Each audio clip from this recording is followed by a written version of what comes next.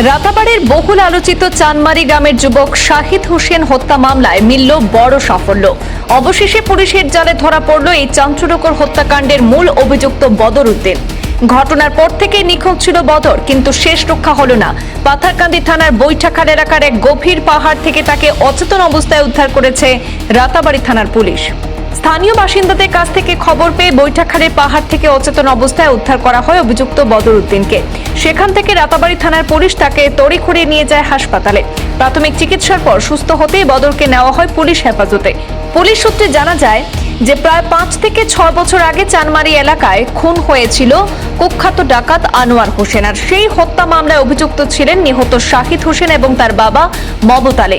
তদন্তকারীদের প্রাথমিক ধারণা, পুরনো সেই শত্রুতা আর বদলার আগুন থেকেই কি তবে পরিকল্পনা করে বলি করা হলো শাহিদকে।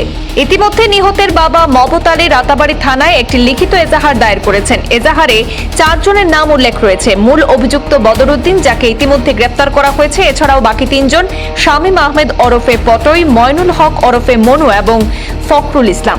মূল অভিযুক্ত বদর উদ্দিনকে বর্তমানে পুলিশ হেফাজতে রেখে লাগাতার জিজ্ঞাসাবাদ চালানো হচ্ছে। পলাতক বাকি আসামিদের ধরতে চিরুনি তল্লাশি চালাচ্ছে রাতাবাড়ি থানার পুলিশ।